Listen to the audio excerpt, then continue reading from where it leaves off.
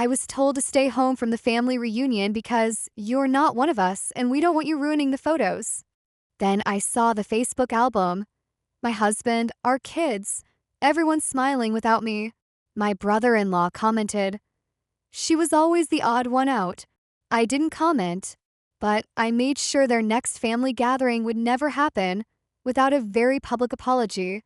I was married to Clint for 14 years when this happened. We lived in Gainesville, Georgia, not far from his parents and siblings.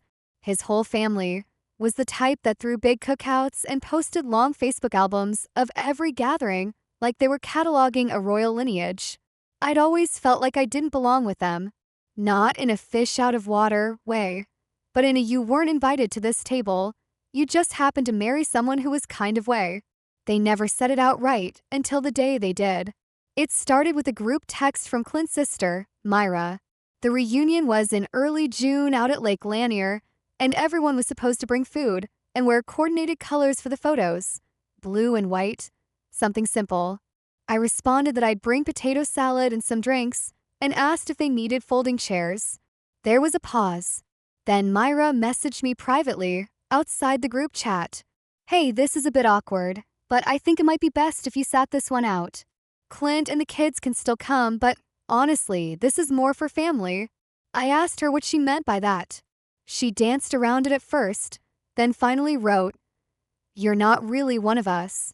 It's about the energy, the look. You kind of bring the vibe down. We don't want you ruining the photos." I sat there on the couch, rereading that message over and over, thinking it was a joke or some kind of twisted misunderstanding. But Clint came in the room a few minutes later, already in his blue polo, and when I showed him the messages, he didn't defend me. He sighed, "I don't want to cause waves. It's just one day. So you're going without me?" He wouldn't look me in the eye. "It's easier this way." I didn't cry. I felt cold, numb. I packed a little cooler with their drinks, helped the kids get ready, and watched them all pile into our SUV, like it was nothing. My 10-year-old daughter, Emma, asked me, "Aren't you coming?" Clint told her, "Mom's got a headache." Then he smiled and kissed her on the head, and they drove off. I didn't hear from any of them for the rest of the day. Not a text, not a call. I stayed home and vacuumed the baseboards, cleaned out the garage, organized the junk drawer, anything to keep my hands busy. That night, I saw the Facebook album. Myra posted it first. "Family is everything, Red Heart, Reunion 2023. Over 130 photos. There they were, my husband, our kids, his parents, his siblings, all of them in coordinated blue and white, smiling by the lake, eating ribs, playing cornhole, dancing, taking goofy group selfies. There was even a shot of Clint with his arms around both our kids, captioned, 'The heart of our family.' I stared at each picture like I was trying to find something, anything, that made sense. But what gutted me the most wasn't even the photos. It was the comment from Clint's brother, Marcus, near the top. 'So peaceful this year. She was always the odd one out anyway.' I didn't respond. I didn't message Clint. I didn't say a word that night. But I knew, right then, they had drawn a line. They wanted to cut me out like I didn't belong. Fine. I'd show them how badly they miscalculated. I didn't want to scream or rant. I wanted something better. I wanted precision. The first thing I did was gather receipts, literal and emotional. I pulled out 14 years worth of photos, emails, text messages, and financial records. Because here's the truth. I was the one who had made our family work. While Clint worked as a general manager at a hardware store, I was the one who budgeted every dollar. I handled the mortgage, the insurance, the school forms, the birthdays, the doctor appointments. I kept the lights on, literally and figuratively. When Clint's dad had knee surgery 5 years back and couldn't drive, I was the one who took him to his appointments. When Myra's kid had the flu and she couldn't get off work, I watched him for 2 days. I had been their errand girl, their unpaid babysitter, their invisible help, and they had the gall to tell me I brought the vibe down. I hired a divorce lawyer 2 weeks later, a woman named Carla White in Atlanta who didn't blink twice when I showed her the messages and the photos. I said, He emotionally abandoned me. This was just the most obvious time. She said, "This is going to get nasty. Are you ready for that?" "I've been quiet for 14 years," I told her. "It's their turn now." Over the next few months, I started separating myself from Clint. Quietly, strategically, I opened a separate checking account, changed the passwords on my email, documented every time he missed a school event or came home drunk from just having a beer with Marcus. I waited until after Christmas to file. The papers were served the first week of January. Clint came home from work and found them taped to the kitchen cabinet. I watched him read the top page, then flip to the back, like he didn't understand what was happening. "This is a joke, right?" he said. "No. You left me out of the family on purpose. So I'm making it official. You're being dramatic." Jesus. "No, Clint. Dramatic is smiling in photos without me and telling our kids I had a headache. You lied to them, and you let them treat me like garbage." He didn't argue long. He packed a bag and moved into his brother's place. Perfect. I let him think I was just going to take half the house and be done with it. But I had more in mind. The first few weeks after Clint moved out were quiet. Too quiet. He thought he was winning. Thought he'd get the house, the kids half the time, and be able to rebuild his life with his precious family's approval. He had no idea what was coming. What he didn't know was that I'd already talked to the kids' school counselor. Emma and her brother Noah had started asking questions. Emma especially. She was sharp. She didn't believe the mom had a headache story. "I saw the pictures, Mom. Why weren't you there?" That broke me. I sat on the edge of her bed and told her a soft version of the truth. I wasn't invited. Sometimes grown-ups make bad choices, but it's not your fault. And I love you more than anything. She looked at me with those big, serious eyes and said, "Did Daddy know?" "Yes," I said as calmly as I could. She didn't say anything else, but I could see it click. The trust slipped. From that day on, she was different with him. I didn't coach her or say anything bad about her dad. I didn't need to. Clint had dug that hole on his own. But the legal part, that's where things got serious. Clint tried to act civil during the first court meeting. He sat across the table from me and Carla, pretending to be calm, acting like we were just two adults working things out. He offered to let me keep the house if I agreed to 50-50 custody with no child support since we'll both be involved.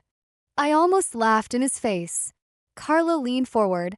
"We're going to request full custody, spousal support, and sole residence of the house. You can have visitation, supervised if necessary." Clint blinked. "What the hell? I didn't cheat. I didn't hit her." "You didn't need to," I said. "You let your entire family humiliate me in front of our kids. That's emotional abuse." He turned to Carla. "She's exaggerating. It was just one reunion." I interrupted. "One reunion where your family said I bring the vibe down and you agreed. One where you told our daughter I had a headache instead of telling the truth. That's not a slip. That's a choice. That's years of being treated like trash." Clint's jaw tightened. He wasn't used to me fighting back. Carla handed over a folder of evidence, screenshots of texts, printouts of Facebook comments, even school notes showing how Emma's behavior changed after the reunion. "You're going to lose," Carla said flatly, "unless you come clean publicly and apologize. In writing, on the same Facebook thread you humiliated her on." That was my idea. Clint scoffed. "You want me to write some apology on social media? What, like a middle school note?" "Yes," I said. "And not just you. I want it from your sister Myra and your brother Marcus too. Or I take this to court, and I drag your whole damn family's image through the mud with a full custody suit." I thought he'd throw the table. Instead, he went quiet, red in the face, sweating. He knew I had him. Days later, the post went up. It was on Myra's Facebook first. "I want to publicly apologize to Janine, my sister-in-law. What we said and did during last year's family reunion was wrong and cruel. No one deserves to be excluded or humiliated like that. I take full responsibility for my part in it." Then Marcus posted, "I regret what I said about Janine. I was wrong. She's been there for our family more times than I can count. I said something ugly that I now deeply regret." Then Clint's came last. Short, cold, forced. "I apologize to my wife Janine for the events surrounding the family reunion last year. I made a mistake. I let others influence my actions, and I hurt someone I love. It wasn't sincere, but that wasn't the point. People saw it. People commented. So many mutual friends, neighbors, coworkers. One of his own cousins wrote, 'Wait, what happened at the reunion? You guys excluded her? That's disgusting.' The story spiraled from there. Clint's family was suddenly not so shiny and perfect, not so tight-knit anymore. And just like that, their precious image started to crumble. After the public apology posts went up, things started unraveling fast for them. The apology wasn't enough for the people in their lives who'd seen the truth now. Myra lost 2 clients from her little photography business when they saw how she talked about me. Marcus' job at the real estate firm got awkward. Turns out one of his coworkers knew me through a local church group and shared the thread with their HR. It didn't get him fired, but it was clear things had changed. Clint tried to do damage control. He called me a few days later. "You happy now?" I stayed calm. "Not yet."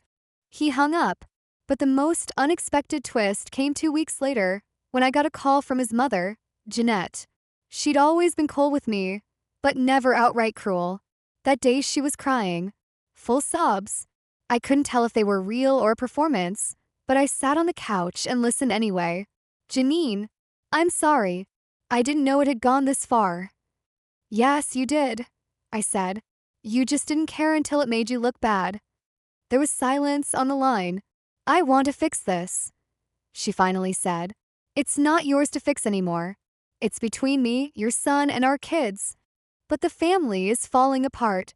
You let them throw me out like trash, Jeanette. You stood by and said nothing. You let your grandchildren think it was normal to cut someone out like that. That's what's falling apart, not your family. Your control." She didn't call back after that. But Clint started slipping. He wasn't doing well, and it showed. His lawyer contacted Carla and asked if we could revisit the custody schedule. He said he was overwhelmed with work and needed some flexibility. Carla asked me, "Do you want to be generous?" I said no. We pushed for full legal and residential custody. Then we got it. I kept the house. I got the kids. I even got spousal support because Carla found out Clint had been hiding income from some side construction gigs Marcus had roped him into. Turns out when people get sloppy with their morals, they get sloppy with their finances too. I didn't touch a penny I wasn't legally owed, but I used every fact I had. Then came the final twist I hadn't planned, but I embraced it. It was Emma. She had a school project about family heritage and was supposed to bring in photos and talk about traditions. She came to me and said, "I don't want to talk about Dad's side." I paused. "You don't have to lie. Just be honest." She shook her head. "They made you cry. They made me lie. I don't want to show their pictures." I didn't push her, but later, when I picked her up from school, I saw what she did.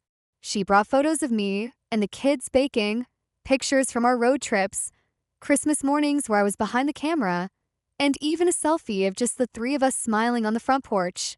No Clint, no Jeanette, no Myra or Marcus. Her teacher had written on the top of the paper, "Beautiful family story.